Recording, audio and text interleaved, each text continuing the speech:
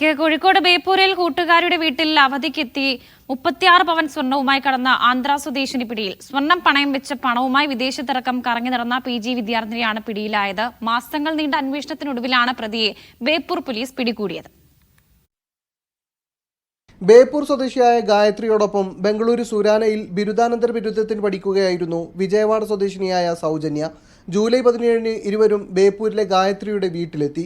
മൂന്നാം നാൾ മടങ്ങിയപ്പോൾ ആരുമറിയാതെ സഹപാഠിയുടെ വീട്ടിലെ അലമാരയിലിരുന്ന സ്വർണവുമായാണ് സൗജന്യ മുങ്ങിയത്. തനിക്ക് പട്ടാളത്തിൽ ജോലി കിട്ടിയതിനാൽ താൻ ഇനി കോളേജിലേക്ക് വരില്ലെന്ന് അധികൃതരെ വിശ്വസിപ്പിച്ച സൗജന്യ ഇക്കാര്യം ഗായത്രിയോടും പറഞ്ഞിരുന്നു. അവിടെ പഠിച്ചുകൊണ്ടിരിക്കുകയായിരുന്നു.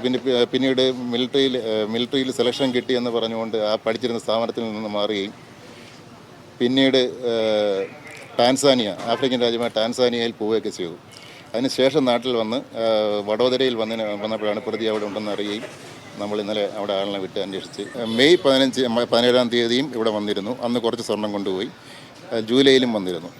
പക്ഷേ ആഗസ്റ്റ് മാസത്തിലാണ് ഈ സ്വർണം നഷ്ടപ്പെട്ട വിവരം വീട്ടുകാരെ അറിയുന്നത്. ഗുജറാത്തിൽ നിന്ന് മുംബൈയിലേക്ക് വിമാനമാർഗം പോയ പ്രതി മുംബൈയിൽ നിന്ന് ഹൈദരാബാദിലേക്ക് പോകാൻ തയ്യാറെടുക്കുന്നതിനിടെ കസ്റ്റഡിയിലെടുക്കുകയായിരുന്നു.